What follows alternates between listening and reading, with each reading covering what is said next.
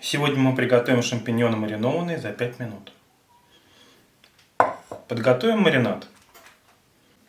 В кастрюлю выливаем воду, растительное масло, 2 столовых ложки уксуса, нарезанный чеснок, 1 чайную ложку сахара, 1 чайную ложку соли, 10 горошин черного перца, 2 лавровых листа. Мы промыли грибы. У нас они достаточно крупные, поэтому мы порежем их на 2 части. Если они небольшие, то можно оставить целыми.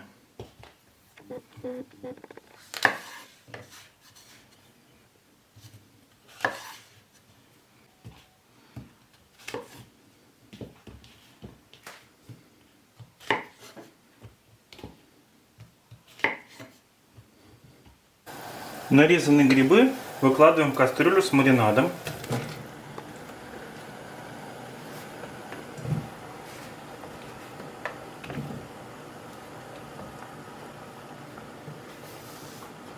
И варим 5 минут с момента закипания.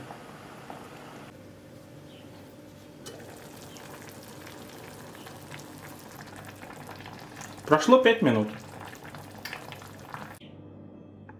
Помещаем грибы в удобный контейнер и остужаем их. Прошло 4 часа. Шампиньоны готовы. Приятного аппетита!